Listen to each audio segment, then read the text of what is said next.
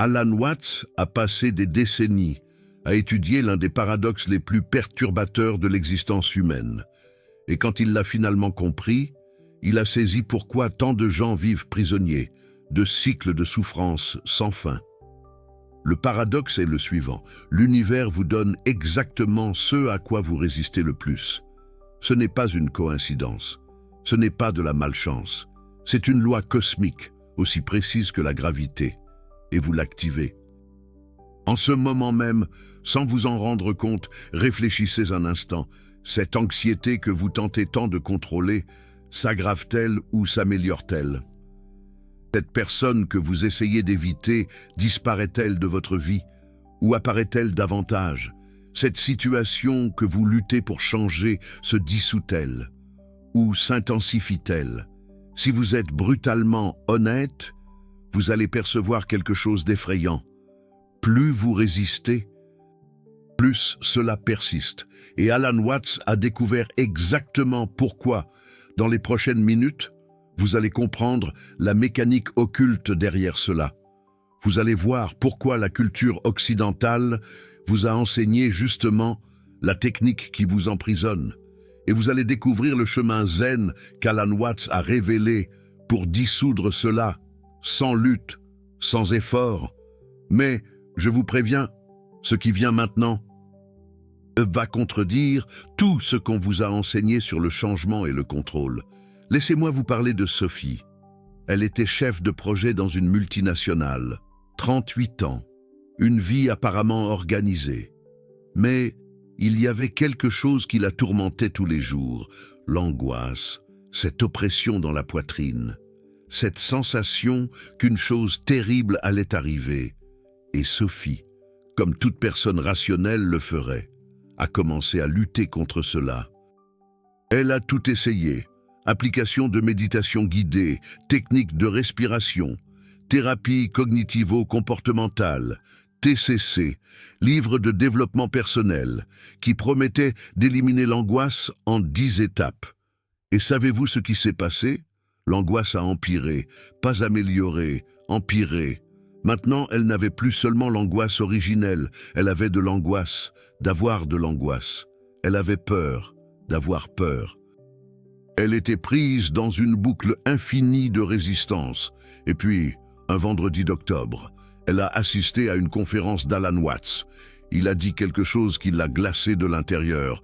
Ce à quoi vous résistez, non seulement persiste, mais croît. Parce que la résistance est la preuve que vous croyez à la réalité séparée de cela. Et en y croyant, vous l'alimentez. Sophie n'a pas compris sur le moment. Cela ressemblait à une conversation d'hippie. Mais cette nuit-là, insomniaque à 3 heures du matin, la poitrine serrée, elle a fait quelque chose de différent pour la première fois. Au lieu d'essayer de faire disparaître l'angoisse, au lieu de lutter contre elle, de respirer profondément pour la contrôler, elle a simplement laissé être. Elle a juste observé, comme on observe des nuages qui passent, et quelque chose d'impossible est arrivé. L'angoisse, qui restait toujours pendant des heures, quand elle luttait contre, a commencé à diminuer en quelques minutes. Pas parce qu'elle a essayé de la faire diminuer, mais précisément parce qu'elle a arrêté d'essayer. C'était la première nuit depuis des mois qu'elle a dormi sans médicaments. Alan Watts appelait cela le Wu Wei, l'action sans action, le paradoxe d'atteindre à travers le non-agir. Et il a découvert cela, non pas en lisant des livres orientaux dans des bibliothèques, il l'a découvert en vivant, en souffrant, en résistant, jusqu'à percevoir qu'il participait à un jeu cosmique beaucoup plus profond. Mais attendez, parce que le paradoxe réel arrive maintenant. Avez-vous déjà remarqué que les personnes que vous essayez le plus de plaire sont justement celles qui vous valorisent le moins, que le sommeil que vous tentez tant de forcer est celui qui fuit le plus, que la spontanéité que vous essayez de pratiquer est la moins spontanée de toutes? C'est toujours la même loi. La loi de la résistance, déguisée en recherche. Alan Watts aperçut que l'Occident a construit une civilisation entière sur la prémisse de la guerre contre la réalité. Nous n'acceptons pas ce qui est. Nous essayons de modeler, de contrôler, de forcer, et nous appelons cela le progrès, l'ambition, la force de volonté. Mais l'Orient, il y a des milliers d'années, avait déjà découvert la vérité. La résistance est la souffrance. Pas la douleur. La résistance à la douleur, il y a une histoire zen qu'Alan Watts adorait raconter. Un maître enseignait à un disciple l'acceptation. Le disciple dit « Maître, j'accepte tout, je ne résiste à rien ». Et le maître le frappa avec un bambou. Le disciple cria « Pourquoi avez-vous fait cela ?» Et le maître sourit « Je croyais que tu ne résistais à rien ». La plaisanterie philosophique est profonde. Parce qu'il ne s'agit pas d'accepter passivement d'être frappé, il s'agit de comprendre que même l'idée de « j'accepte » est déjà une forme subtile de résistance. C'est l'ego qui tente de se positionner comme accepteur. Alan Watts allait au-delà. Il disait que même accepter la non-acceptation est déjà une couche plus profonde de flux. Laissez-moi vous montrer comment cela fonctionne dans votre vie.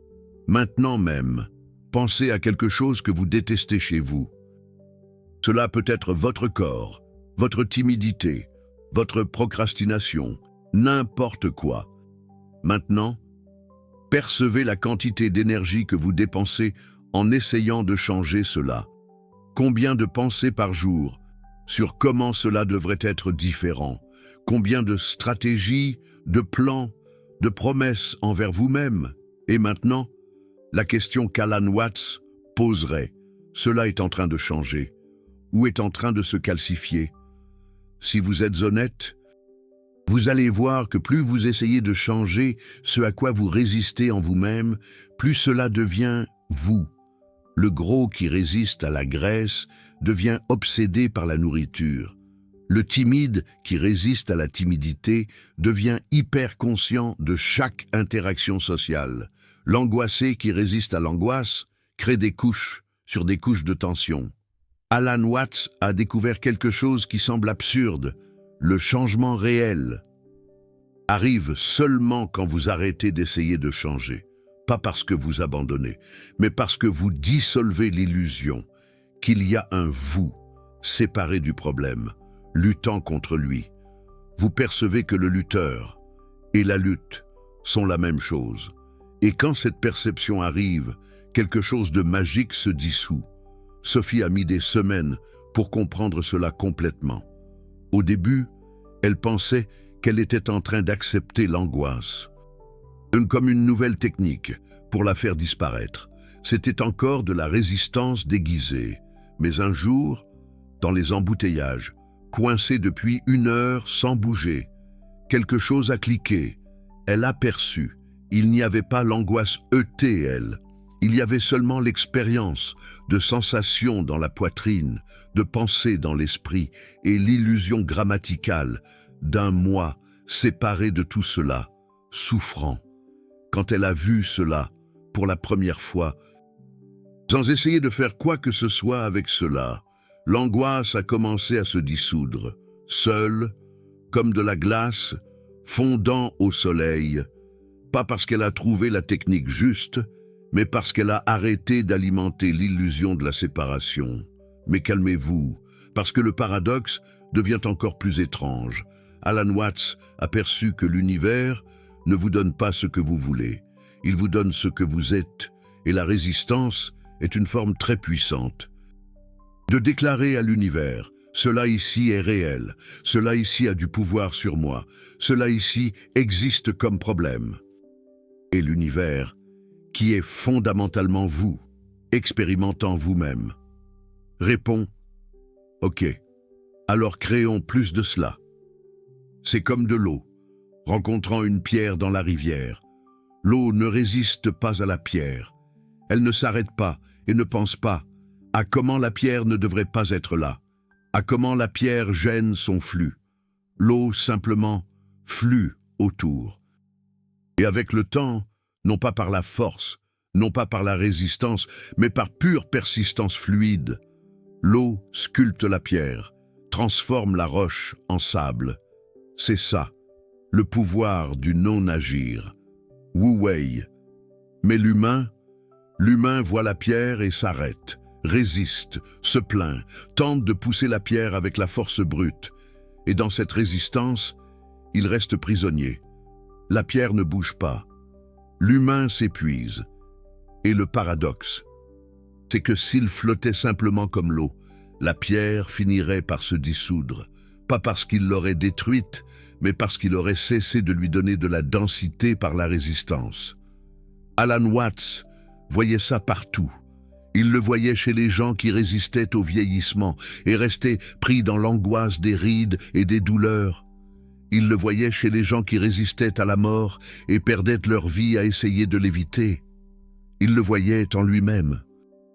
Dans les moments où il résistait à sa propre imperfection et créait des couches de souffrance inutiles, c'est comme essayer de ne pas penser à un éléphant rose. Plus vous résistez à l'image, plus elle apparaît, pas parce que l'éléphant est réel, mais parce que la résistance crée la réalité. Alan Watts disait « Vous ne pouvez pas vous enfuir de vous-même. Où que vous alliez, vous y êtes. » Et la résistance est la forme la plus sophistiquée de fuite qui existe. Il y a un moment dans le parcours philosophique où vous réalisez que presque tout ce que vous appelez « travailler sur soi-même » est, en réalité, une guerre contre soi-même. L'aide personnelle déguisée en auto-attaque. Vous lisez des livres sur comment être meilleur parce que vous croyez profondément que vous êtes insuffisant. Vous faites une thérapie, TCC, pour réparer ce qui est cassé. Vous méditez pour faire taire l'esprit bruyant. Et dans chacune de ces actions est implicite la résistance. Je ne devrais pas être comme ça. Alan Watts voyait ça et en riait, ce rire cosmique qui était le sien, parce que c'est absurde. C'est comme essayer de mordre ses propres dents. C'est l'œil qui essaie de se voir lui-même. C'est l'esprit qui essaie de réparer l'esprit. Et plus vous essayez, plus vous renforcez l'illusion qu'il y a quelque chose qui ne va pas et qui doit être réparé. Laissez-moi vous donner un exemple radical qu'Alan Watts utilisait, la solitude. Vous ressentez de la solitude. Et que faites-vous? Vous résistez. Vous essayez de combler le vide avec des gens, des distractions, des relations. Et la solitude ne fait qu'empirer. Elle devient un trou noir aspirant tout. Mais et si vous faisiez l'inverse? Et si vous plongiez dans la solitude? Si vous la permettiez complètement, sans essayer de vous échapper? Alan Watts l'a fait. Il a eu des périodes où il s'est isolé complètement. Et il a découvert quelque chose d'effrayant. Quand vous arrêtez de résister à la solitude, elle se transforme. Pas en compagnie, mais en solitude, en plénitude, en présence. La solitude n'existe comme souffrance que lorsqu'il y a un moi qui résiste au fait d'être seul. Quand vous dissolvez ce moi, ce qui reste n'est pas vide, c'est totalité. Sophie a expérimenté ça sans le vouloir. Après que son angoisse a commencé à se dissoudre, elle a réalisé qu'il y avait d'autres couches, peur du rejet, peur de l'échec, peur d'être insignifiante. Et chacune de ces peurs, quand elle y résistait, devenait plus grande. Mais quand elle les permettait simplement, quand elle laissait la peur être là sans rien faire à ce sujet, quelque chose d'étrange se produisait. La peur ne disparaissait pas, mais elle perdait son pouvoir. C'était comme si elle avait passé sa vie à courir après des fantômes dans le noir. Et quand elle s'est finalement arrêtée et a regardé, elle a réalisé que ce n'était que des draps qui se balançaient au vent. La résistance était ce qui donnait une forme solide aux fantômes. Sans résistance, ils révélaient leur nature vide. Il y a une phrase d'Alan Watts que Sophie a notée dans son carnet. Le plus grand paradoxe de la vie spirituelle est que vous ne pouvez l'atteindre que lorsque vous arrêtez d'essayer de l'atteindre. Et ce n'est pas seulement sur la spiritualité, c'est sur tout, sur les relations, sur le succès, sur la paix, sur le bonheur. Vous voulez être aimé. Arrêtez de chercher l'amour, parce que la recherche déclare déjà le manque, et le manque attire plus de manque. Vous voulez être riche. Arrêtez de résister à la pauvreté. Parce que la résistance vous maintient vibrant à la fréquence de ce que vous ne voulez pas. Alan Watts ne parlait pas de loi de l'attraction de l'aide personnelle. Il parlait de quelque chose de plus profond. La structure de la conscience. Attendez, parce que ça va tout connecter. Alan Watts a étudié les Upanishads, les textes védiques anciens, et a trouvé une phrase qui a tout changé pour lui. Tattvam asi. Tu es cela. Vous n'êtes pas dans l'univers. Vous êtes l'univers. Il n'y a pas de séparation. Et s'il n'y a pas de séparation, il n'y a rien contre quoi résister.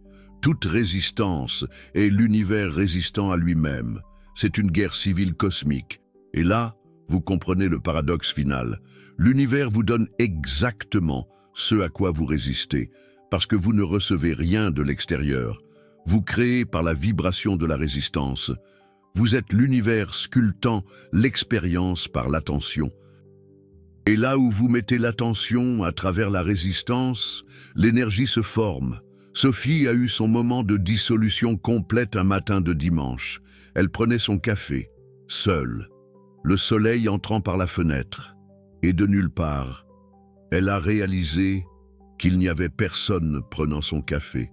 Il y avait seulement du café étant pris, le soleil entrant, des pensées apparaissant. L'idée de Sophie n'était qu'une pensée de plus flottant dans la conscience. Et l'angoisse à laquelle elle avait passé des années à résister n'était aussi qu'un motif de sensation et de pensée. Sans personne pour résister, il n'y avait pas de problème. Elle a appelé sa meilleure amie et a essayé d'expliquer. Mais comment expliquer que vous n'existez pas de la façon dont vous pensiez exister, mais qu'en même temps, vous êtes plus présent que jamais? Comment dire que le problème s'est dissous non pas parce que vous l'avez résolu, mais parce que vous avez réalisé qu'il n'y avait jamais eu de vrai problème. Son amie a pensé qu'elle avait craqué, et peut-être que oui.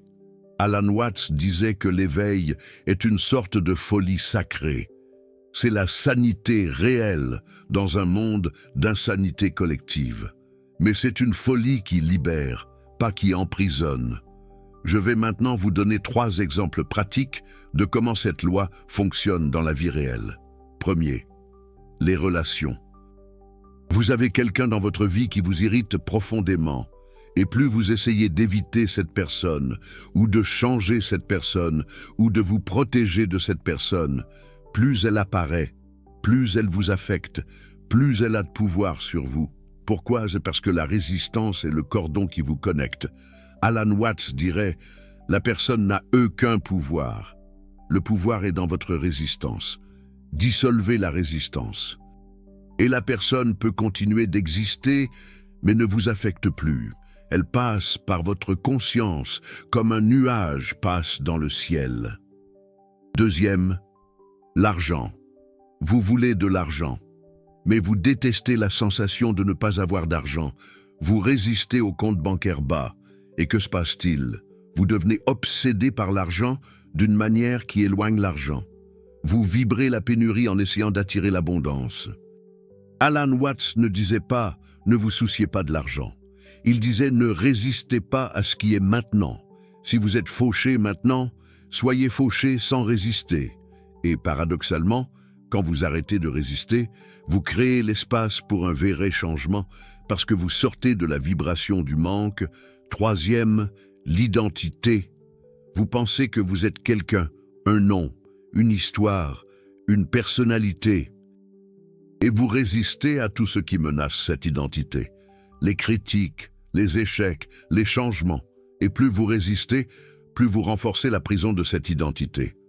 Alan Watts disait « Vous n'êtes pas une chose, vous êtes un processus. » Un verbe déguisé en substantif, et quand vous arrêtez de résister à la dissolution de l'identité fixe, vous expérimentez quelque chose qu'il appelait la liberté ontologique. Vous pouvez être tout, parce que vous n'êtes rien de fixe.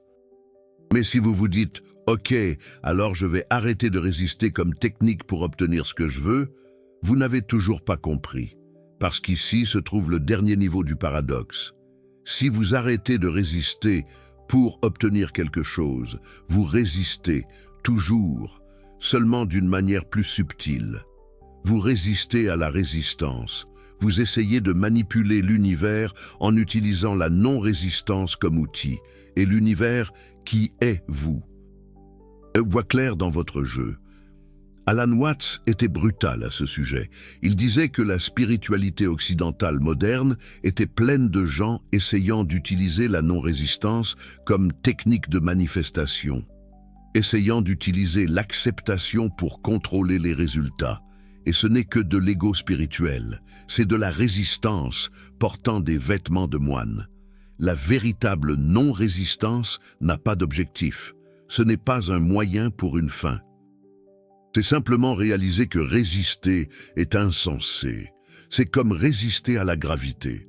Vous pouvez essayer, mais c'est épuisant et inutile. La réalité est ce qu'elle est. Et ce que vous appelez vous fait partie de cette réalité.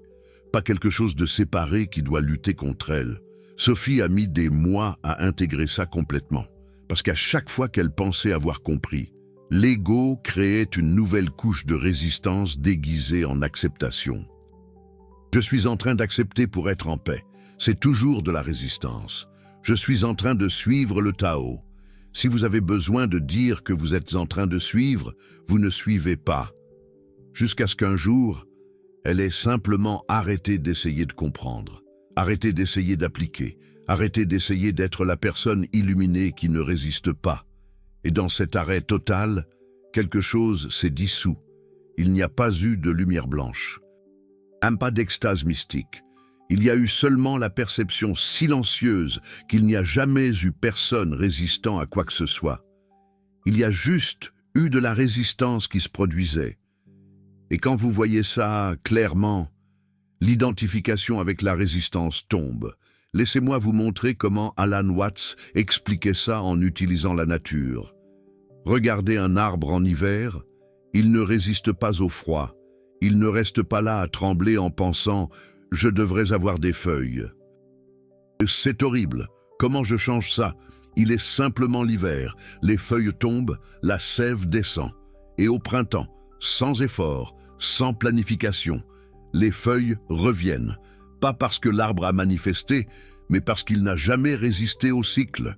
Maintenant, regardez un humain dans l'hiver de la vie. Il a perdu son emploi, sa relation s'est terminée, sa santé est ébranlée. Et que fait-il? Il résiste. Ça ne devrait pas être comme ça. Je dois changer ça maintenant. C'est terrible. Et plus il résiste, plus l'hiver se prolonge, parce que la résistance congèle le cycle, empêche le flux naturel de dissolution et de renaissance. Alan Watts ne disait pas de devenir passif. Un arbre n'est pas passif. Il répond à l'environnement, grandit vers la lumière, adapte ses racines, mais il ne résiste pas à ce qui est. Il danse avec ce qui est. C'est le non-agir. L'action qui découle de la nature de la situation, pas de la résistance de l'ego. Il y a un moment où vous réalisez que l'univers ne vous teste pas, ne vous punit pas, ne vous donne pas de leçons. L'univers est en train d'être vous. Chaque expérience, y compris celle que vous détestez, est vous en train de vous expérimenter vous-même. Et quand vous résistez, vous êtes littéralement en guerre civile avec votre propre conscience. Sophie a eu une expérience qui illustre ça parfaitement. Elle était dans une réunion importante, présentant un projet sur lequel elle avait travaillé pendant des mois, et au milieu de la présentation, trou noir, blanc total, son pire cauchemar, et pour la première fois de sa vie, au lieu d'entrer en panique et de résister, elle a ri. Pas un rire nerveux, un rire véritable de reconnaissance cosmique. Elle a regardé l'auditoire et a dit « J'ai complètement oublié ce que j'allais dire. Quel délicieux moment de vide !» Et elle a continué à improviser à partir du présent. La présentation fut la meilleure qu'elle ait jamais faite, parce que pour la première fois, il n'y avait pas de résistance, pas de peur de l'erreur. Il y avait seulement une réponse fluide à ce qui se passait. Alan Watts dirait qu'elle a enfin compris le jeu. La vie n'est pas un test que vous réussissez en résistant aux mauvaises choses, et en vous accrochant aux bonnes. La vie est une danse où vous expérimentez tout sans vous identifier à rien.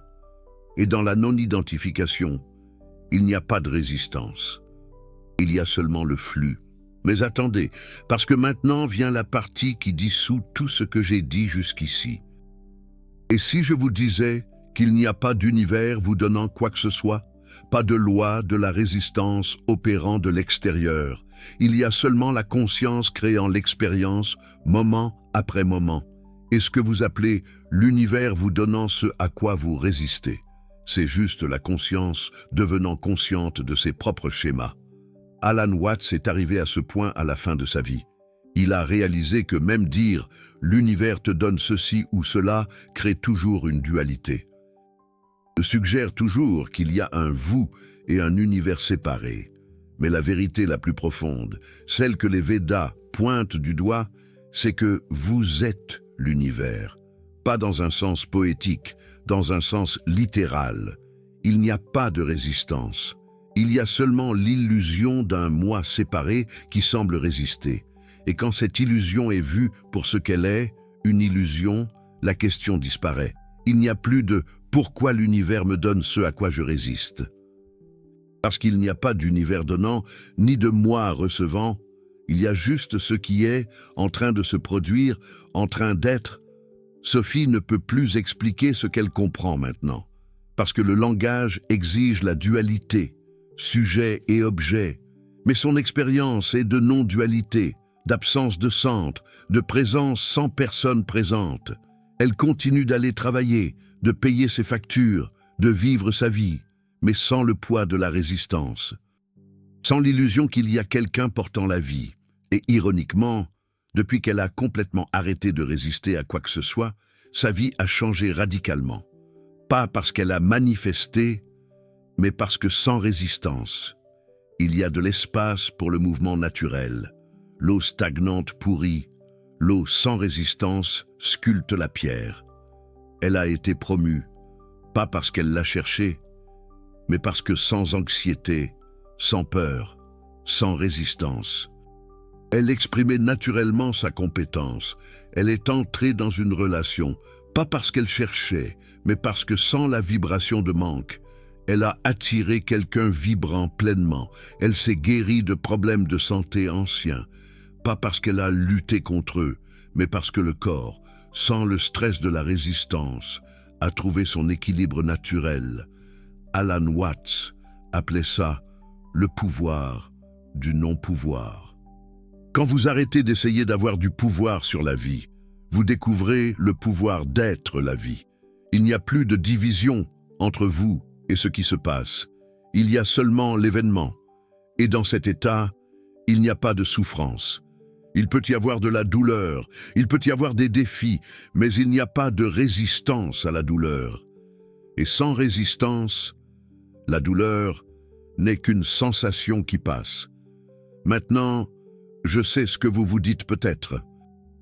C'est de la belle philosophie tout ça, mais en pratique, et quand on se fait licencier, et quand on est malade, et quand quelqu'un qu'on aime meurt, est-ce qu'on ne résiste pas?